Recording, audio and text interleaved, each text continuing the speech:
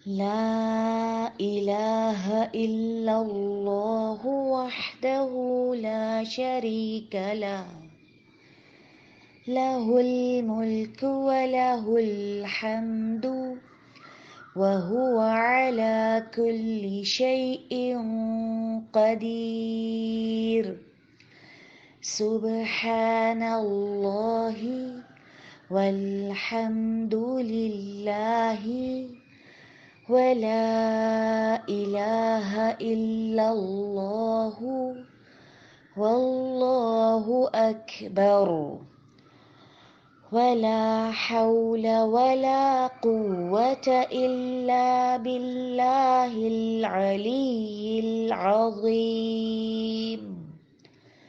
رب اغفر لی۔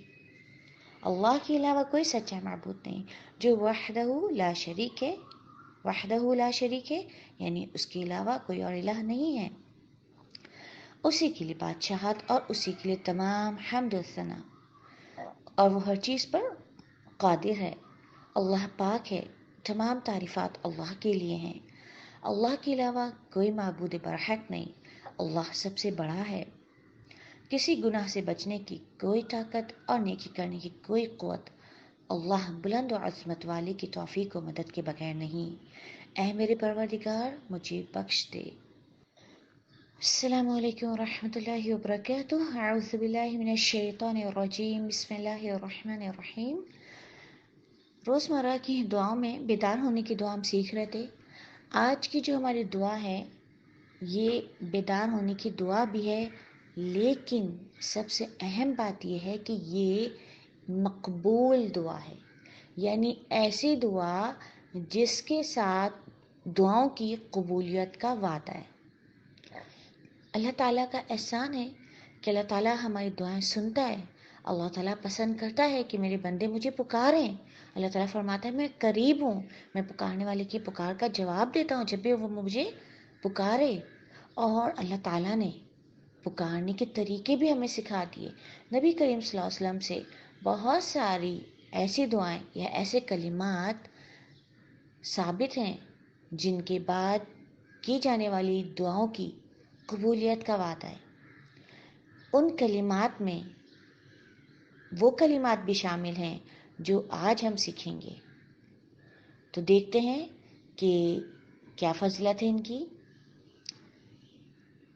ہم دیکھتے ہیں کہ بخاری کی روایت میں ہمیں ملتا ہے کہ رسول اللہ صلی اللہ علیہ وسلم نے فرمایا، جس شخص کی رات کو آنکھ کھل گئی اور اس نے جاگ کر یوں کہا، لا الہ الا اللہ وحدہ لا شریک لہ لہ الملک ولہ الحمد وہو علی کل شیء قدیر، الحمد للہ وسبحان اللہ ولا الہ الا اللہ واللہ اکبر ولا حول ولا قوة الا باللہ اللہم اغفر لی۔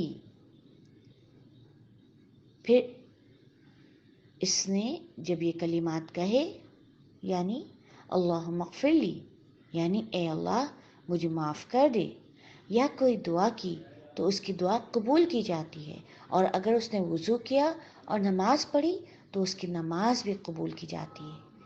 تو ہم اندازہ لگا سکتے ہیں کہ کس قدر فضیلت والے کلمات ہیں، یعنی لا الہ الا اللہ وحدہ لا شریک لہ سے لے کے ولا حول ولا قوة الا باللہ تک کسی نے یہ کلمات کہے اور اس کے بعد اس نے کہا اللہم اغفر لی یعنی اے اللہ مجھے بخش دے، تو اس کو بخش دیا جاتا ہے۔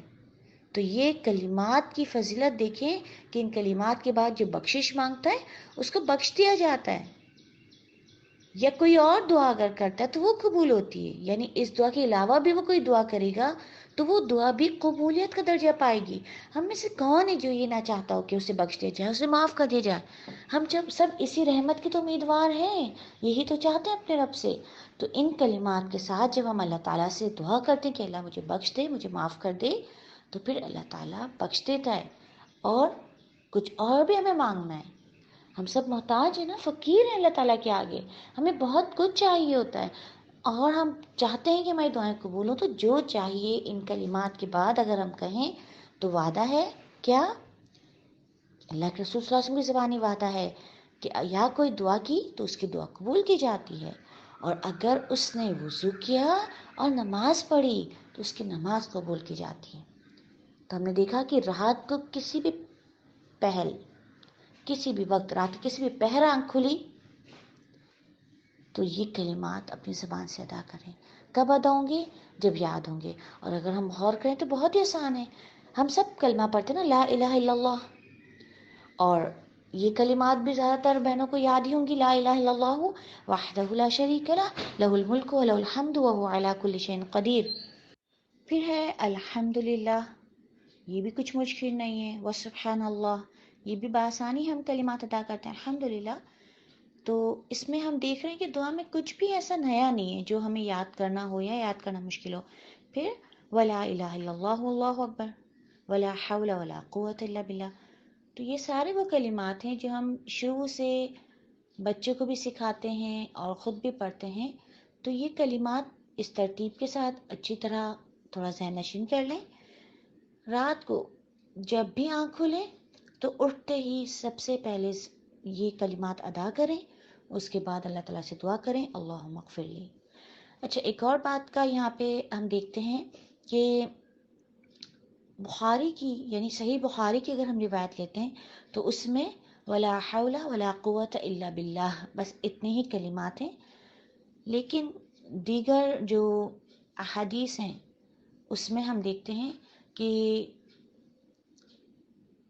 العلی العظیم کا بھی اضافہ ملتا ہے، یعنی یہ دعا ولا حول ولا قوت الا باللہ العلی العظیم، وہاں تک اس میں کلمات ہیں، اور اللہم اغفر لی کی جگہ رب اغفر لی یہ کلمات بھی ملتے ہیں۔ تو اگر کوئی اس کو صحیح بخاری کی روایت کے مطابق ولا حول ولا قوت الا باللہ تک پڑھتا ہے تو یہ بھی درست ہے، اور کوئی جیسے کہ دیگر روایات کے مطابق ولا حول ولا قوت الا باللہ العلی العظیم تک پڑھتا ہے تو یہ بھی درست ہے۔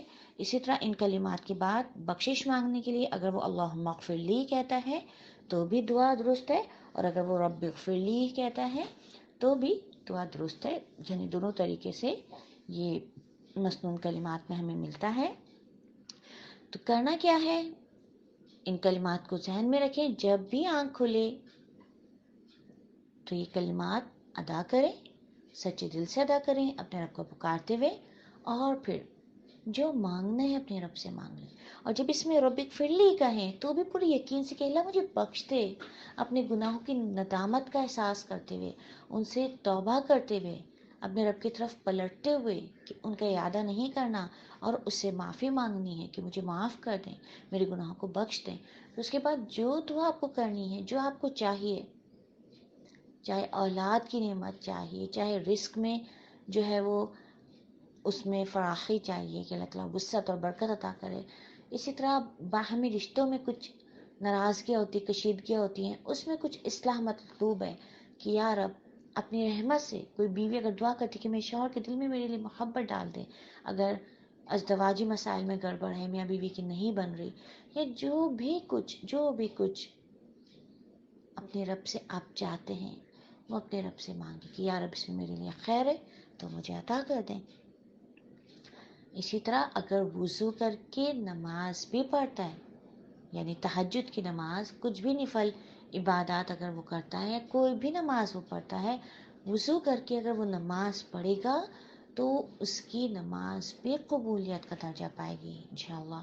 تو یہ بہت ہی ایسا لگ رہا ہے جیسے خزانہ سا مل گیا، بہت خوبصورت کلمات ہیں، تو ان کو اپنی دعا میں شامل کریں۔ یاد رکھیں کہ یہ مقبول کلمات ہیں، ایسے کلمات جن کے ساتھ دعا کی قبولیت کا وعدہ ہے، تو ان کو خود بھی سیکھیں اور اپنے پیاروں تک بھی یہ کلمات پہنچائیں، ان کی فضیلت بتائیں۔ اکثر کسی نہ کسی کام سے انسان کی آنکھ کھل جاتی، کبھی گرمی کی وجہ سے، کبھی سردی کی وجہ سے، کبھی جو ہے وہ پانی کی طلب سے، کسی کی وجہ سے جب بھی آنکھ کھلے کوئی وضو کی اس میں شرط نہیں ہے، مسلمان پاک ہوتا ہے، اللہ تعالیٰ کا ذکر اور اذکار کرنے کے لیے وضو کی شرط نہیں لگائی گئی۔ جب آنکھ کھلتی تو ہم کیا کہتے ہیں؟ الحمدللہ، صبح جاگنے کی بیدار ہونے کی دعا پڑھتے ہیں۔ تو جس طرح ہم دیگر ذکر و اذکار کرتے ہیں، بالکل اسی طرح اس ذکر کو کرنے کے لیے بھی کوئی وضو کی شرط نہیں ہے.